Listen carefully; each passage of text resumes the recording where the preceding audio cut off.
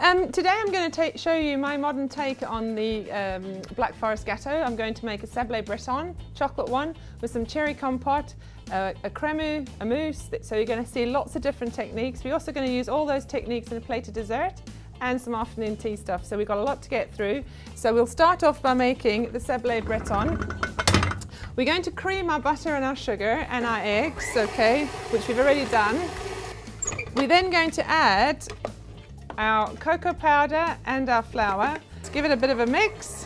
It's come together nicely. It's very, very hard to work with now. So as you can see, it's quite soft. Okay, so we're going to roll it between 2 sheets of paper. Okay, so we're just going to pop this down. All right, just make sure it's all mixed. Put our paper on and just give it a roll. If you don't have paper, you can do it on a silicone mat. Okay. And you want it until it's about 2 centimeters thick, 1.5 to 2 centimeters thick. So once it's ready like that, we pop it in the freezer. Okay, you peel the top layer of the paper off, and you might need to let it sit for a couple of minutes, and then you push it through, okay, so it comes out and it looks like this over here, okay. We're then going to bake it at between 160 and 170, and you'll see that the outsides all puff up, okay. Once you've taken it out of the oven, it's quite important to just get a little cake card, okay, just slightly smaller than your cake ring, okay. So you can see over here, okay, and just get your cake card and push it down. That's going to make a cavity where we're going to put our cherries in. So once we've melted all the chocolate, okay, we're just going to add some cold cream, and that just helps it to bring it down to temperature, okay. So with the jelly, we're going to use some of the poaching liquid, but we're also going to use some cherry puree. So we're going to use a little bit of both. And all we're going to do is we're going to heat the cherry juice up, and I'm making a jelly with agar-agar. So we're going to turn it on. This is some agar-agar and some sugar. We mix it together just so when you're adding it to your pot, it's not going to go all lumpy, okay, because it can go lumpy. We've just started to boil, okay. We'll just turn it down slightly, and as you're adding it, we're just going to give it a whisk. So we'll pour it into our sauce dispenser. So we fill it up, just like so. Okay, and we're going to set that aside.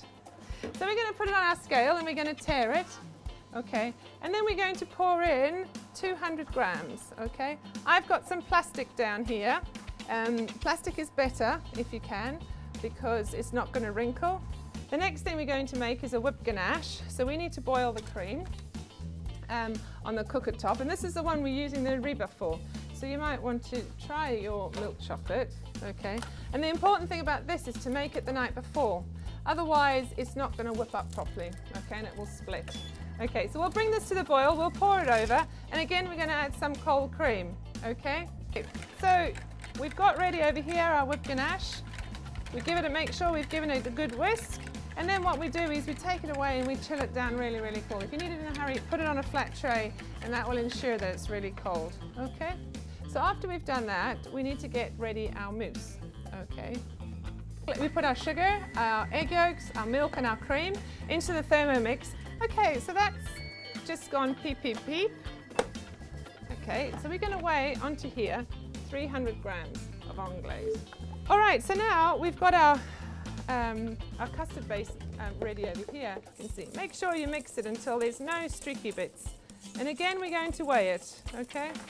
So we're going to weigh into here 300 grams, okay? And you can see it's a nice consistency to pour, because what we want is a nice flat top, okay? So if you just give it a tap, we're then going to flip it over so you've got a really flat bottom, okay? So what we're going to do here is we're going to pipe around, and then we're going to use a small piping bag just to pipe the little drizzles in, okay? And then we're just going to pipe from the outside in, okay? All right, so I think it's time to get the cake ready. So here we are, this is the crémeux, okay, so we've turned it out, okay. It's a nice dark chocolate one, okay. So now we're just going to whip up our ganache, and this is the milk ganache that we whipped up, okay. And we're going to pipe around the outside, okay. So there we go, okay. So you can put that away. Thank you very much. Okay, so here we are, we've got our whipped ganache, and here's one that I've done earlier. Okay, so we just peel the plastic off, all right, and we pop it on, all right, just give it a little push down. Okay. So then what, Mark's going to pass me the next thing now, and that is the mousse, okay. So we place that on top, like so, and give it a little push down, all right. You can put it on because we're going to put a few spots on top, so it doesn't matter because we'll hide them. And we're going to put a few little spots on top, okay. And this is where your artistic skill comes in, I think. And then we're just going to dot it.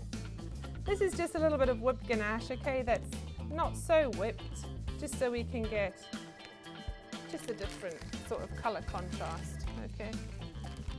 And then we've got some gold leaf, and we're nearly all done with this one, okay. All right, so there we go. We sell these in our shop and they sell really well, okay. So there we have our sablé breton with cherry jelly, cherry crème and a chocolate mousse, okay.